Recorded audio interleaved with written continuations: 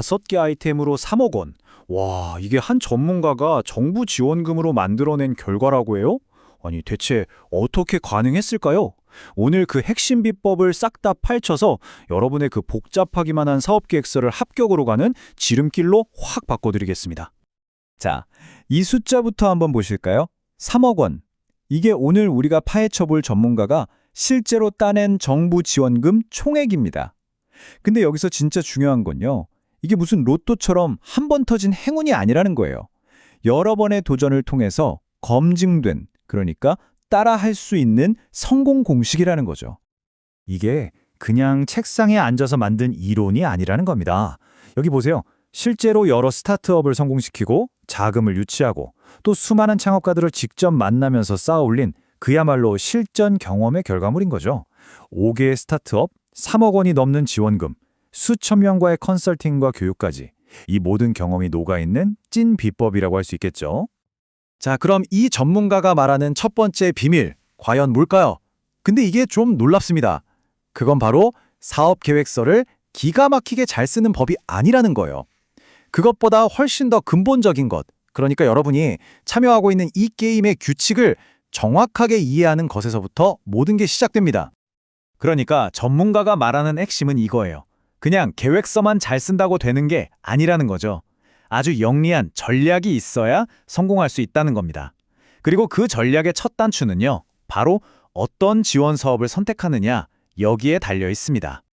어쩌면 합격의 90%는요, 사업계획서에 펜을 대기도 전에 결정되는지도 모릅니다. 바로 어떤 싸움터에 들어갈지, 즉 어떤 지원 사업을 고를지를 결정하는 이 전략에서 말이죠. 대부분의 사람들이 그냥 지나치는 아주 결정적인 한 수가 여기 숨어 있습니다. 바로 이 혁신 창업 스쿨입니다. 대부분의 창업가분들이 이걸 보고 이건 지원금이 아니잖아? 하고 그냥 지나쳐버려요. 하지만 바로 이 선택이 나중에 수천만 원, 수억 원의 지원금을 받는데 가장 중요한 전략적인 디딤돌이 된다고 전문가는 강조합니다. 이 혜택들이 얼마나 강력한지 한번 보세요. 와, 1단계만 수료해도 수많은 경쟁자들 사이에서 눈에 확 띄게 해줄 가점 2점을 일단 확보하고 들어갑니다.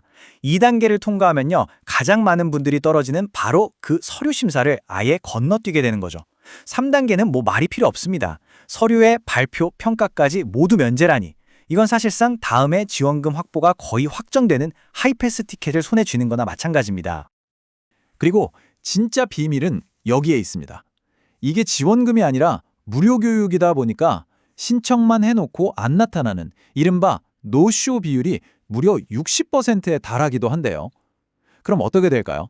겉으로 보이는 경쟁률이 10대 1이어도 실제로는 5대 1, 어쩌면 그보다 더 낮은 싸움이 되는 거죠. 남들이 못 보는 기회를 찾아내는 것, 이야말로 진짜 전략 아니겠습니까?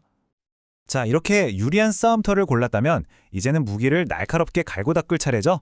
바로 사업 계획서입니다. 여기서 핵심은 딱 하나예요. 내가 보기에 좋은 계획서가 아니라 심사위원의 눈에 확 들어오는 계획서를 만들어야 한다는 겁니다. 여러분, 이것만은 정말 꼭 기억하셔야 합니다. 심사위원은 당신의 계획서에 딱 5분만 쓴다. 이 말이 무슨 뜻일까요? 맞습니다. 명확함과 가독성이 다른 모든 걸 그냥 압도해버린다는 뜻입니다. 5분 안에 승부를 보려면 어떻게 써야 할까요? 전문가는 아주 간단한 팁을 줍니다. 바로 영어 문법처럼 2갈씩으로 쓰라는 거죠. 문장의 결론, 그러니까 핵심 키워드를 그냥 맨 앞으로 던져버리는 겁니다. 우리 제품은 사용하기가 참 간편합니다. 이렇게 길게 늘어놓는 대신 사용의 간편성, 이렇게 핵심부터 딱 받고 시작하는 거죠. 심사위원의 머릿속에 핵심부터 각인시키는 거예요. 여러분의 목표는 심사위원이 고민할 필요조차 없게 만드는 겁니다. 모든 문장은 한 줄로 간결하게 끝내세요. 글로 설명하기보다 그림이나 표가 더 빠르겠다 싶으면 과감하게 바꾸시고요. 특히 사업의 첫인상인 아이템 개요 파트가 애매하다? 그럼 심사위원은 거기서 그냥 읽기를 멈춰버립니다. 그리고 정말 중요한 거, 욕심 부리지 마세요. 이것도 좋고 저것도 좋다고 여러 개를 보여주려고 하지 말고 가장 강력한 딱 한 가지에만 집중해야 합니다. 자, 지금까지 똑똑하게 지원 사업을 고르는 전략, 그리고 심사위원을 사로잡는 작성법에 대해 알아봤는데요. 그런데 전문가는 승자와 패자를 가르는 가장 결정적인 마지막 비법이 따로 있다고 말합니다. 그건 바로 준비된 창업자라는 걸 증명하는 겁니다. 생각해보세요.